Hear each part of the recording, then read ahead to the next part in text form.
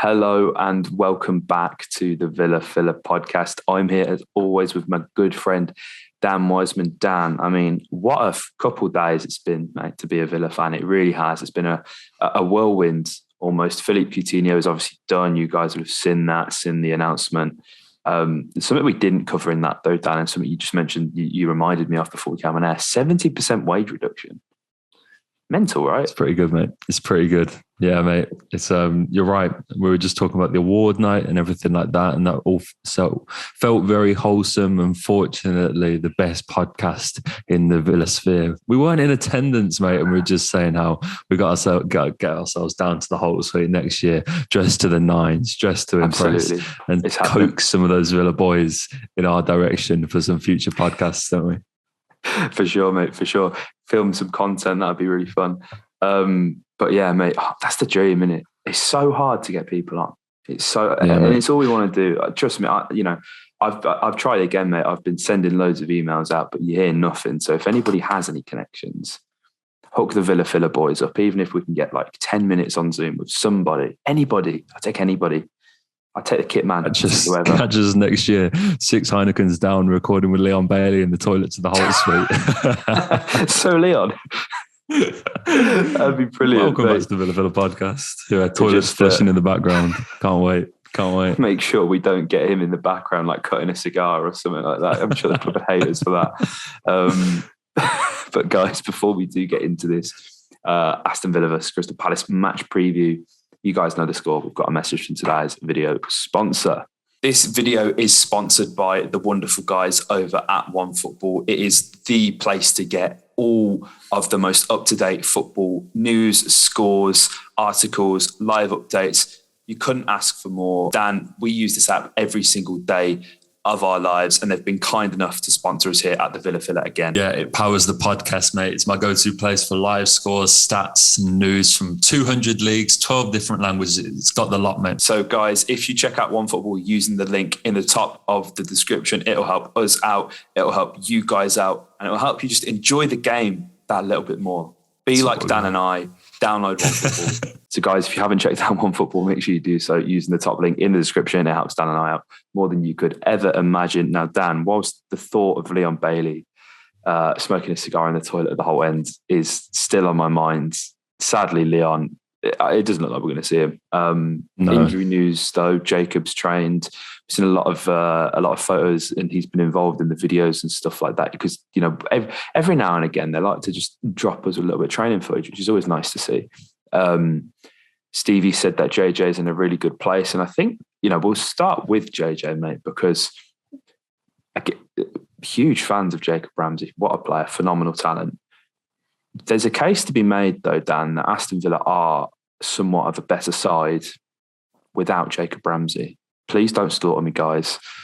I think there are situations and games whereby I think the Liverpool game proved it, really. And unfortunately, the 45% pass accuracy won't back my point up. But I felt like we moved the ball a bit better, and I think if you go back to the video we did on Jacob, Dan, probably about 2 months ago now, where we waxed lyrical, we did say he's not a passer, not yet anyway. It's very much pick the ball up, head down, sprint, which is fantastic. And to have that fearlessness at such a young age is a truly wonderful attribute. I'm not underselling that whatsoever. But having Marv back in, and then having Dougie a bit further up and McGinn a bit further up, the midfield just worked, mate. I don't know how to explain it. It felt natural.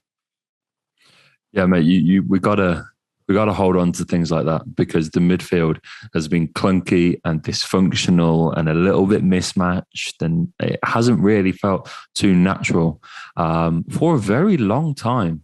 For a very, very long time. I dare say we've seen it in only a handful of games this season, maybe.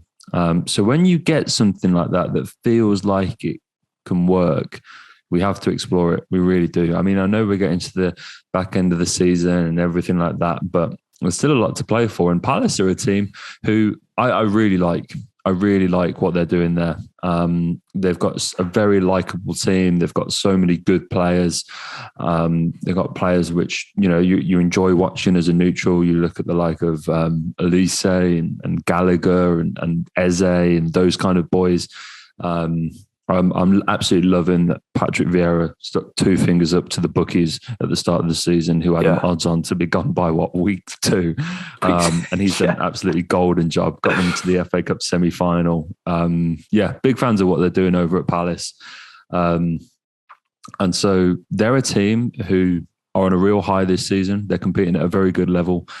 And they will be looking forward to this game, and it's a game that can go either way. Either team can take this game. I mean, you got that cliche, it's a 6-pointer. It really is. It does feel like genuinely whichever side turns up and brings their A game, or the closest to their A game, can walk away with Villa with all 3 points. And there's no reason to say it can't be Villa, but to say that this game is taking control of that midfield and getting a grip on the game and stopping it becoming transitional and everything like that can be very important to this. And I think if it ain't broke and all that, mate, I think, I do want to certainly see more of Douglas Luiz in that 8, because it's whet an appetite, hasn't it, really?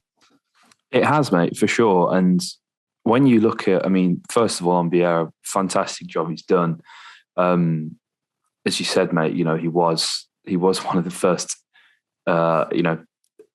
who was supposed to go, but it doesn't work like that. It doesn't always work like that. And I think that, if you're looking at it, I don't want to say holistically, but if you look at how many players left, they were very stable with Roy Hodgson. The amount of players that they brought in, he has done a fantastic job. But mate, if we're being honest, okay, and I know Crystal Palace sit above us in the table right now, because Villa have lost a shocking 18 games this season, which is an absolute disgrace. It really is. We've won 3 more games than Crystal Palace. Okay. The difference is Aston Villa have only been able to draw 4 times this season, one of which was a 0-0. The others have been score draws. Crystal Palace have drawn 14 games. Now, I guess, you do have to tip your hat off to Vieira there, because if you can't win, don't lose. And that is a fantastic quality to have in a team. But there were times, mate, even amongst the Villa fan base, whereby people were saying, what a fantastic job he was doing. And there was question marks about Steven Gerrard and all this kind of stuff. He's not exactly pulled up trees. Okay, he's proved the bookies wrong and is doing well with what he's got, if we're being fair. But I feel like there may have been some hyperbolic takes on Crystal Palace and how well they've truly done this season, mate, because at the end of the day, they're sat in 11th with 10 wins. Yeah, I think they're a side who, you look at the amount of... One thing I think they've done very well is shore up that defensive side and make them pretty tough to go and get goals against. Overall, if you look at the sort of a team's defensive rating on who scored, they rank 7th in the league in that particular metric. We're 9th for what it's worth. I think one thing that Stevie's done very well since he came in is really shore up that defence. You look at the amount of goals that he's conceded, that we've conceded since he came in compared to the rest of the league, and we're comfortably in the top half in that metric, which is something that unfortunately Dino never really seemed to sort of get a grip on. Was potentially one of the reasons contributing to his downfall, is that we were really quite leaky at the back in stark contrast to last season. So they're not an easy side to go and get goals against. You've guys like Mark Gahey, who was voted their player of the season just the other day, next to Anderson in that back four, and that's a really nice defensive pairing. And I think you're right to say that when you look at it now, they're sat in 11th. It's not like, they had them pushing for Europe or anything like that. I just think that it's probably because what you were saying, mate. It's probably because of where people expected Vieira to be. And the managers where it felt like a bit of a risk in the past. You look at like Frank de Boer and stuff like that, and how that turned out for him at Palace. I think it's more people are pleasantly surprised by what he's been able to produce. And I think if you look at Palace, they'll be feeling that they've got a couple of good games to end the season. They've still got to play the likes of Still got to play Everton. And, they look at this game as well and think potentially they could go and get something from that. So there's still potentially a few points, 6 points. In their other games, they play Man United at home, which could, like Man United travelling to Selhurst Park, like genuinely, that could be points for Palace before they go to Anfield on the end of the day, which you can probably write off. But like, there's a good chance they're on for maybe a top half finish. I mean, Leicester are sat in 10th and they're sort of sliding. So, if you give Vieira top half finish and an FA Cup semi-final for Crystal Palace, that's pretty good going.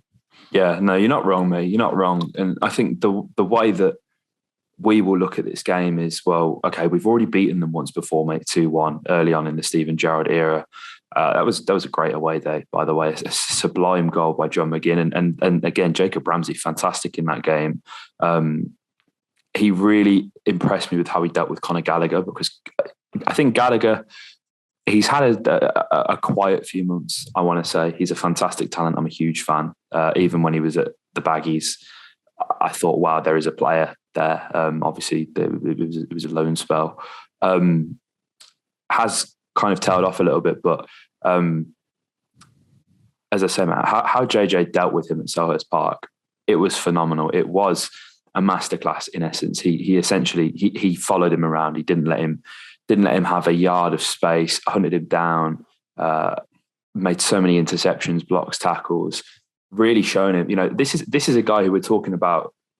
Well, I don't know about you, mate, but me, certainly, I feel like Gallagher is a shoo-in for the World Cup and is somebody who I would look to try and build an England squad around. I think a midfield three of Rice and Gallagher and Bellingham would be fantastic. But then I'm thinking, well, hang on, where's JJ getting into this? Because realistically, we've got to back our boy. We rate him. I'm not going to be one of them people that sits there and cries because he doesn't play for England, because I'm completely over that, because we know when that happens, we know what happens, don't we, mate?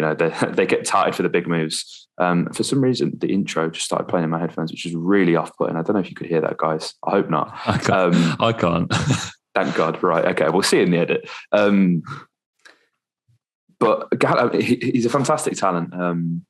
I got off on a bit of a tangent there, but it'll be interesting to see how he ends the season, because it's a bit of a difficult one for him, mate, isn't it? Because you look at him and you look at how he's built, and Chelsea should be building a team around this guy, right?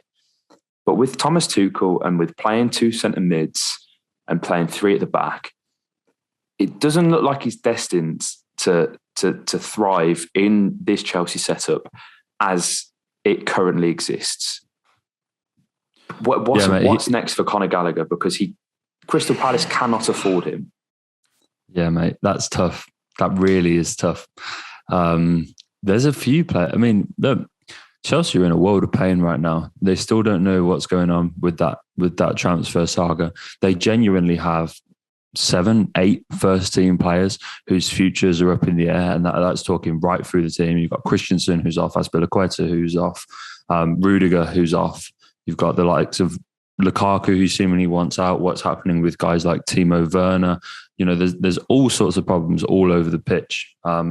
And so I genuinely think they could do a lot worse than look to guys like Conor Gallagher, who are returning from loans and stuff like that, and sort of add that to really bolster their team. And I think, if you Tuchel, you're right, that two-man midfield is a problem, because you need to be a very specific kind of player to go and thrive in there. So it'd be very interesting to see. I can't imagine Chelsea have any plans to sell him, but he does come with quite an underrated tenacity. I think there's a real bit of bite to his game. I think he's someone that, at points this season, it certainly felt like we could do with down at Villa Park. He's really helped to shore up that Palace team generally.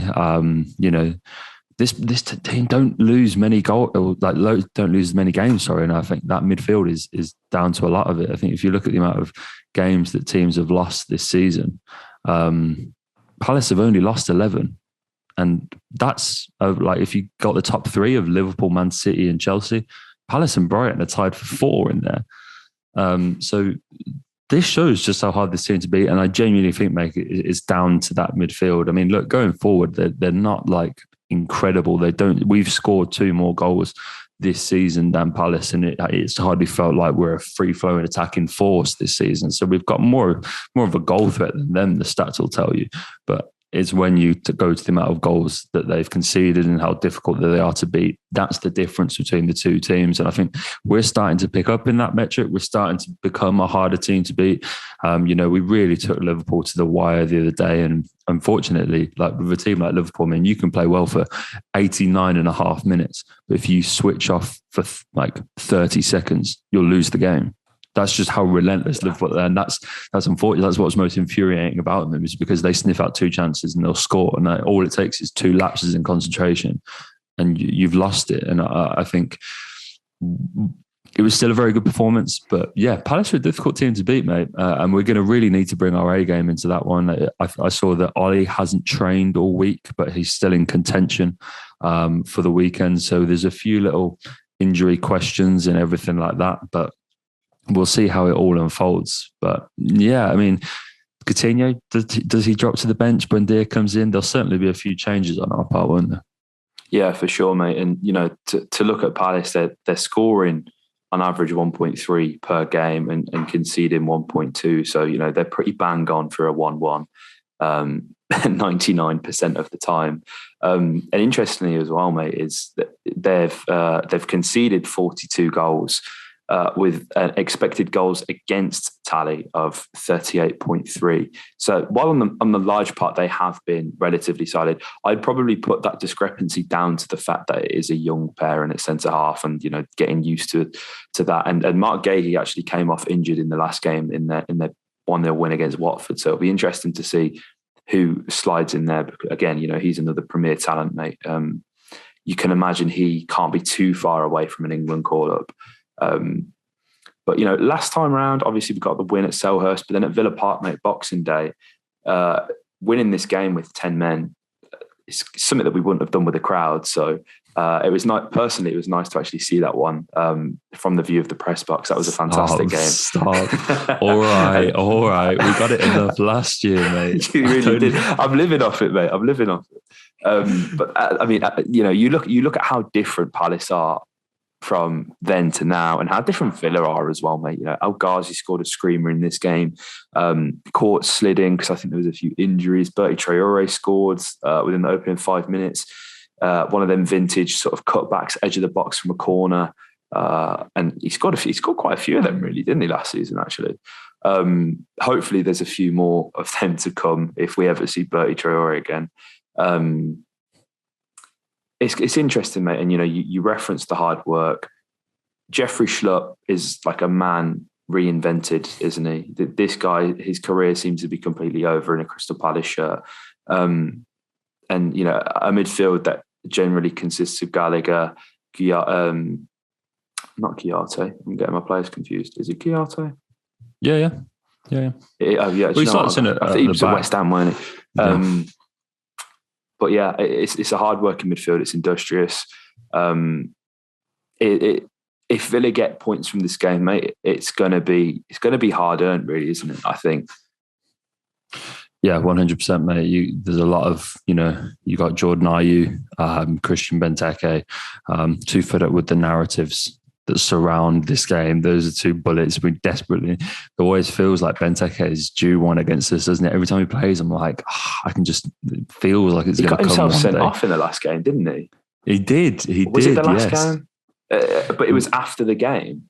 Yes. It was. He all received a second yellow. Yeah, mate. It's been a generally pretty good game. There's a lot of Villa boys that we were linked with as well in the past. They've got Odsonne Edouard, who I was hammering. Long time listeners of the Villa podcast remember me banging down the door to sign Odsonne Edouard last summer. I really like him. Jack Butland as well, who we were linked with for the longest time in the Championship. He sort of warms the bench, but there's another player in there. But yeah, mate, I think it's really interesting to see that. I mean, the last game against Watford, okay, they only won 1-0, but they started the game with a midfield three of Conor Gallagher, Will Hughes, and Ebere Eze. So that's crazy. You wouldn't think that midfield three would stand up against any team in the Premier League, but they're keeping clean sheets and beating teams with that midfield. I believe in the last game it was It was MacArthur who came into that. So, I mean, it's not a star-studded 11, but it works, mate. It works. And James MacArthur or Will Hughes, whoever's sort of holding that midfield down, they get results with it. So you can't write it off. No, you can't. It's going to be interesting seeing how this one pans out. Guys, let us know your thoughts, predictions, comments, whatever. Let us know down in the comments down below. If you haven't checked out OneFootball, make sure you do so using the top link in the description. It would help us out more than you could ever know. And thanks everyone for subscribing. 5,200 subscribers now, guys. Don't stop. If you're not subscribed, make sure you do. That way you'll never miss a podcast from Dan and I. Up the Villa.